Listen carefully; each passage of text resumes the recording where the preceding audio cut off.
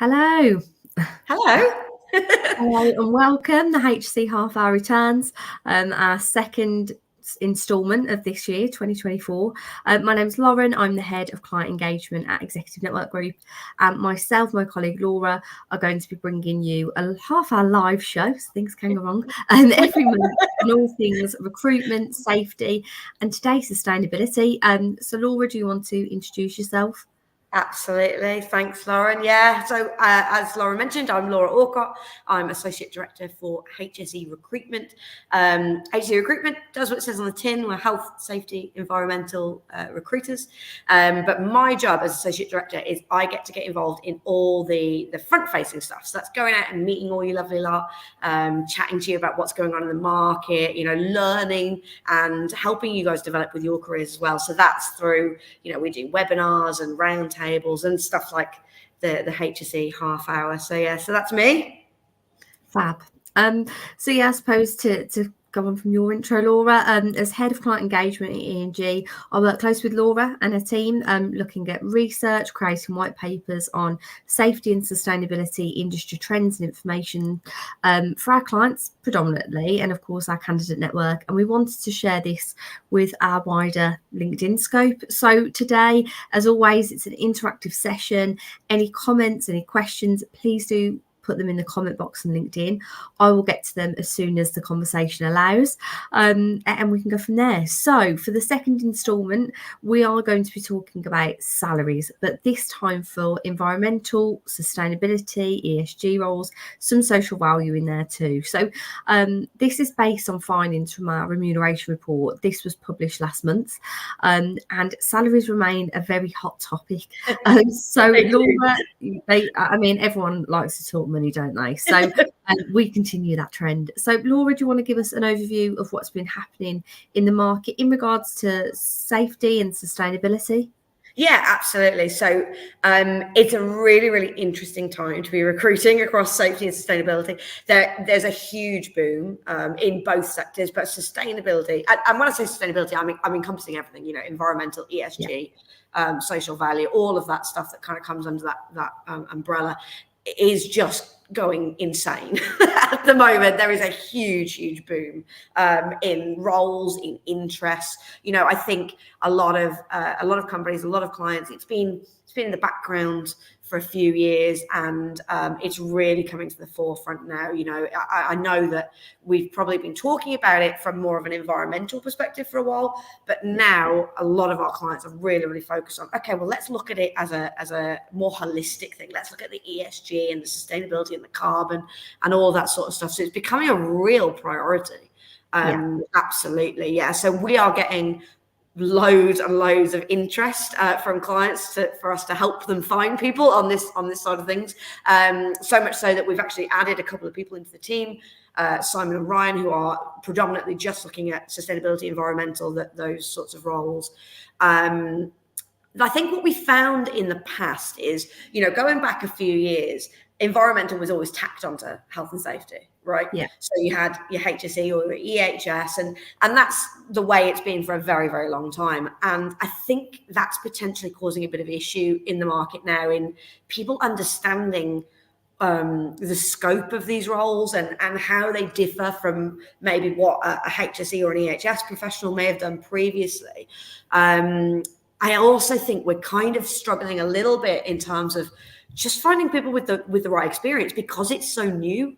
There aren't necessarily people that have got 20 years of sustainability experience on their CV, because it just hasn't really been a thing for that long. So that's going to be kind of an issue as well. So I think when we look at these environmental, sustainability, ESG roles, it's about thinking outside the box a little bit. They are topics that have been touched upon by other disciplines, and it's about kind of embracing that talent, I think.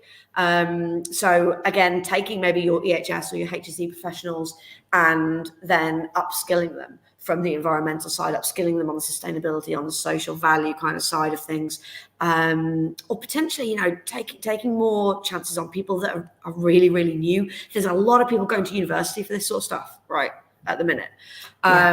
So that's kind of an interesting way to go about this. You can go in and you could get someone that's fresh out of university, that's got all this knowledge, and then kind of mold them to what you want from your company's perspective. So yeah, really, really interesting time to be looking at this sort of stuff. Lots of challenges, like I just said, challenges that come with this, but I think that's good. I think there's lots of interest, and that's going to be a good thing that everybody's thinking about this stuff now.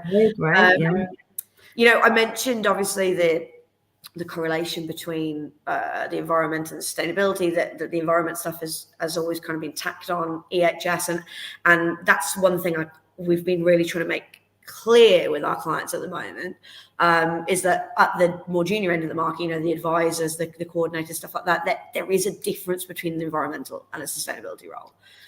And I'm just not sure how clear that necessarily is in the market at the moment. So, you know, we'll have a lot of clients that come to us and they say, right, I need a sustainability advisor, a sustainability manager. But actually, when we go through the brief, we're like, okay, well, that's actually what you're asking for is a bit more of a traditional environmentalist, you know, looking at 14,001 and the systems and all of that sort of stuff. So, I think there's an education piece as well that needs to happen with it. So it's a good thing we're talking about it, really. Yes, definitely. It seems very timely. I mean, I think from an external point of view as well, Laura, I think the popularity of sustainability has grown. And what I mean by that is, you know, younger generations are a lot more conscious because of the awareness around everything that's been happening on a global scale. And I think there was actually, you know, a study published, and I'll have to find this, now I'm saying it, but it's been published that especially Gen Z are very interested in working for businesses who are conscious of their, you know, their footprint, their sustainability initiatives. ESG obviously plays a part in this massively as well. So I think that is that is something that we consider, you know, people coming into the industry because they're very passionate about the environment, sustainability, and they want to make a career out of that, not necessarily going down the traditional safety route, but coming into it solely from a sustainability angle. Absolutely. So yeah, I think that is super interesting. So if I'm a candidate, you know, I'm wanting to position myself for a pay rise, we're talking money today, how do I do that then, Laura? So the good news is you're in a great position for pay rises in this industry at the moment. Like I said, because it's so new, you know, that there isn't necessarily a huge amount of talent out there that can do these sorts of roles. So clients, like I said, are thinking outside the box. They're looking at different options. But if you are an environmental sustainability ESG professional within the marketplace, you know, you're a talent that they need. This is a huge topic. This topic is not going anywhere, and you have got a skill set that they really, really do need. So you're in a great position. So the things that we kind of recommend if you are looking to progress within the career, look for pay rises, is to make sure you're really, really aware of the stuff that makes you stand out. And it can be that sort of thing. So that's, you know, writing down, okay, well, these are the areas that I've got skills in. This is my knowledge piece. This is the stuff that you wouldn't have if I'm not here, and really kind of emphasizing that side of things. It's definitely going to be easier for clients at the moment to promote from within and train from within, I think, than you know, finding fresh new talent, unless of course they work with ourselves, in which case then it's great. Yeah, Simon and Rani are specialists in that area, as you mentioned. So on the other hand, you know, client flexibility in hiring for potential newcomers into this industry, you know, as I say, sustainability isn't extremely brand new. We've got some people that have been doing it. I know that it was previously packaged under the CSR kind of branding many moons ago, and it's evolved greatly in the last few years, as we've seen, and so has demand. But what about client flexibility? What have you seen for that? Yeah, absolutely. I mean, we've mentioned it a little bit already, but this is the time to hire on potential.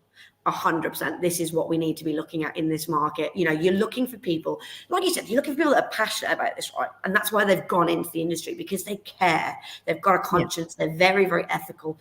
That's the thing you want to embrace. And if you can find people that have got that attitude and that passion for it, we can train a lot of the rest of the stuff. We're all going to be learning together about a lot of this thing. So we're absolutely encouraging clients to be hiring for potential at the moment. Let's look at culture fits. Let's look at passion, values, those sorts of things.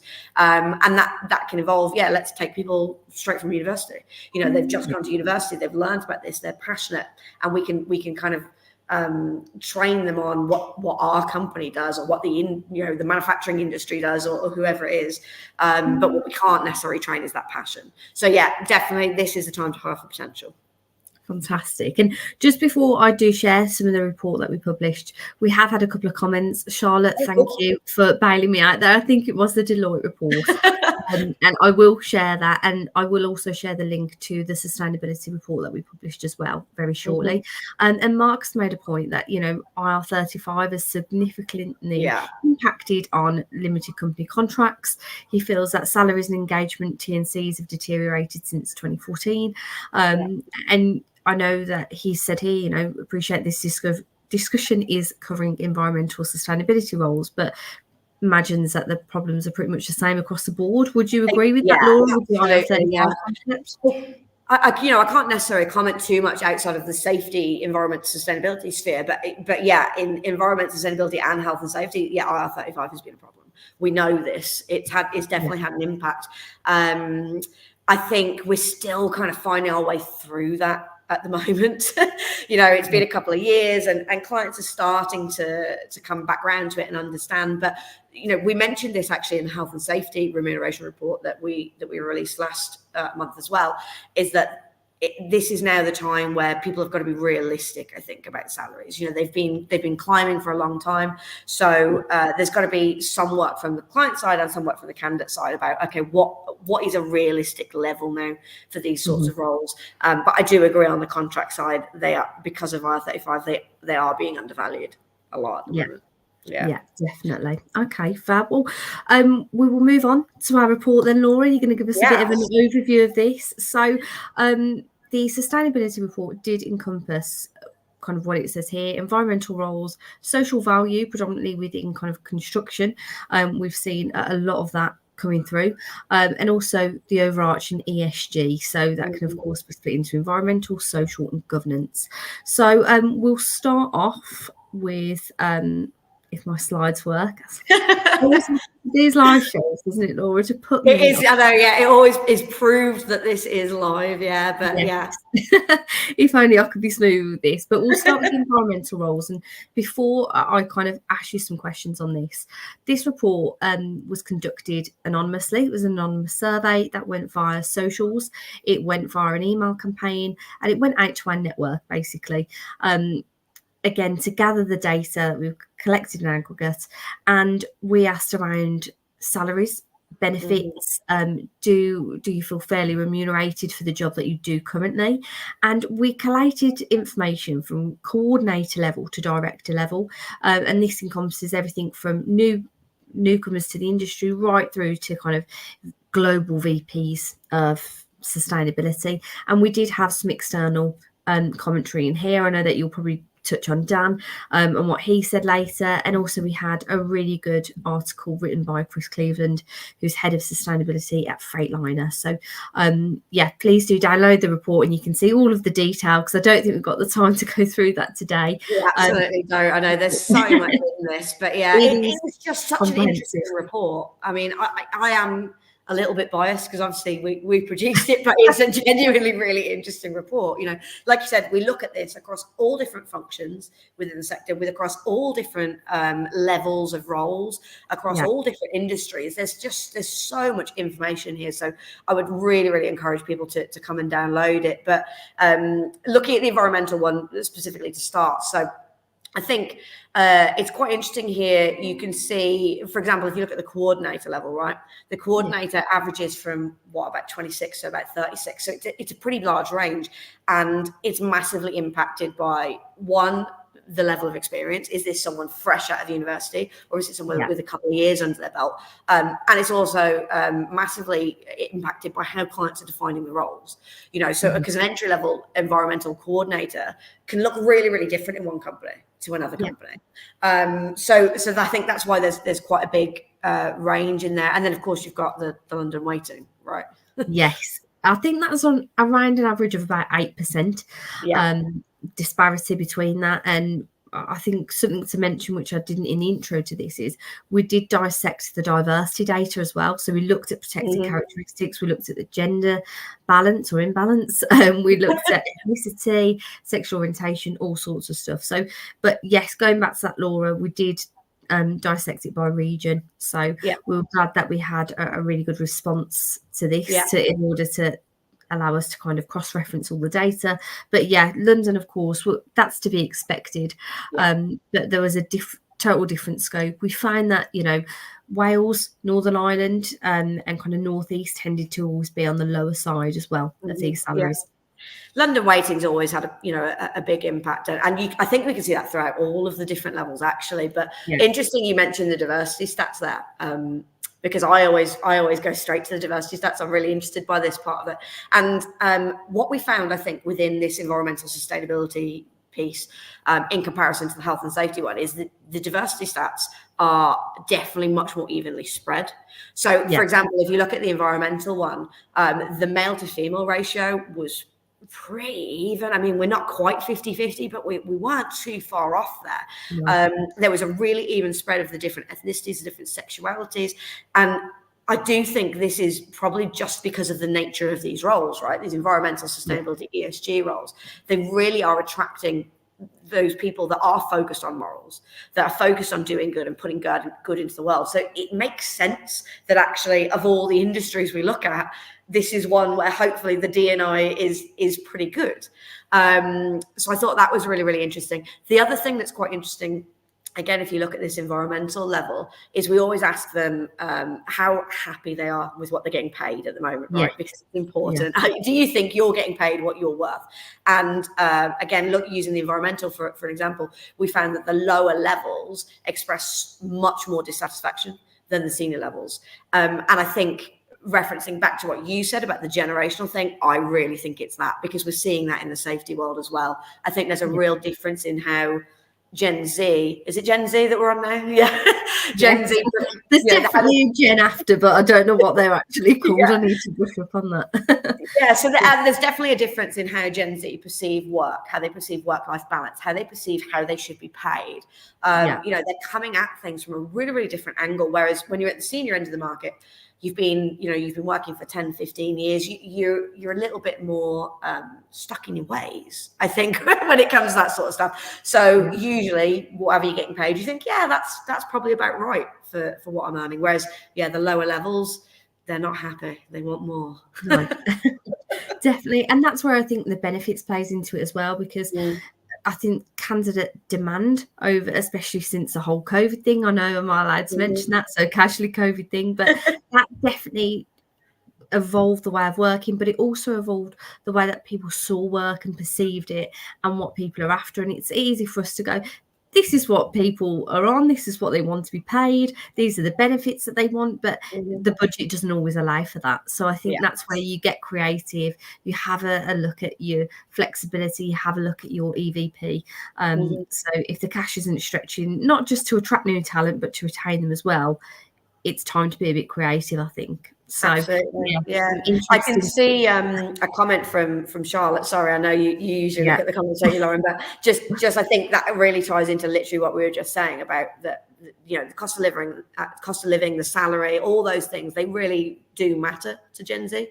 And we're seeing that across the board. We see that in health and safety, environmental and sustainability, that they just expect a lot more. They've got much higher standards perhaps than we do for this sort of stuff. And although many have said it's important to work for a business that have got ethics, morals, have got a great sustainability initiative, that's probably when they've got the luxury to look at those things. Ultimately, what comes first for many, and I think there's many reports out there, it's like 87% of people think the salary is the most important, it shows, and it shows the Yeah. interest that we have in these reports. It shows the data that we collate. It's always ranking at least number 1 or 2 when we're asking our candidates, what's most important for you in your next role. So I think overall what we've seen is salaries have stabilised slightly, would you say, Laura, after the inflation of the last 2 years? Yeah, definitely. They went a bit mad for 2 years, but I think we're evening out now.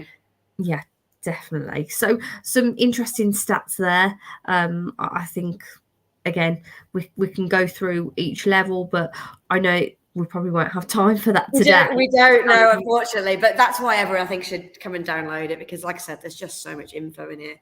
I think I'd like to have a look at the sustainability one, if we've got some time, because I think there's some interesting stuff in there. And like we said, we have some industry commentary, throughout this, and Dan from SIG did some industry commentary on the sustainability bit for us, which I think was quite interesting. But yeah, download the report and you can see all the ESG, the social value stuff as well.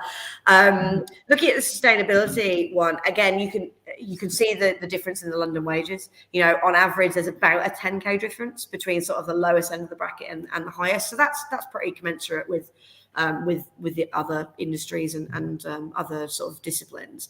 Other than at director level, and at director level, I think the difference was pretty significant. There was about 30k in it, between the lowest level and the highest level. So, there's a couple of things you could attribute that to. It could be industry specific, seeing that big difference is down south. It's London again, so that could be the prevalence of large financial institutions maybe that are taking these sorts of roles on. I think that's something that'd be quite interesting for us to dive into a bit more in the future, and maybe see what is driving that kind of that big gap at the senior end of the market. But again, what was interesting at sustainability, we're finding the exact same thing. The junior roles, not happy with what they're getting paid. The senior level, theme. Definitely. It's a theme we see in safety, sustainability, environmental, HR. It's happening across the board. The gender balance on sustainability was slightly more uneven than on the environmental side, but not horrific. Still very, very good in terms of other industries, and in terms of what we sometimes see on the safety side. And interestingly, I know we said we wouldn't go into detail about all the different sections, but the diversity for the social value side of it, I thought was really, really interesting. Value. Because that was the one where women actually outnumbered men. That was like a 70-30 split on that one, which is really unusual. We don't see that in a lot of industries that we work in.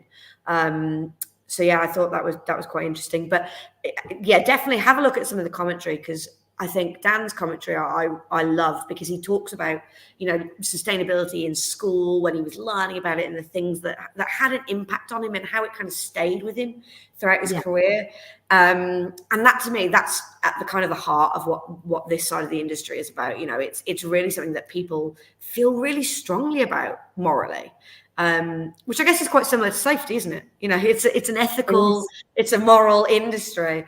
And I definitely think that is hopefully going to be really appealing to the new generations coming through, the new generations that are looking for something that means something to them. They don't want work to just be work. It's got to be something that they feel passionate about, that they feel engaged with, that they feel they're making a difference with. Alongside being paid well. I was just about to say alongside, but we did. I think I referred to Chris Cleveland earlier, who's written an article within this report.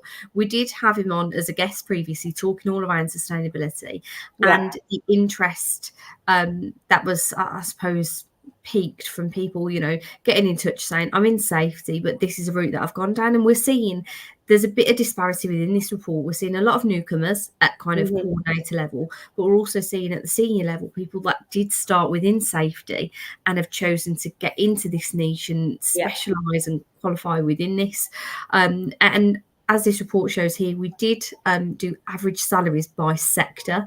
And interestingly enough, financial services was pretty much up there, again, because they're selling sustainable financial products. It varies slightly in times, and they've got the money, let's be honest, in the financial institute. I think that in terms of we did collate data around bonuses.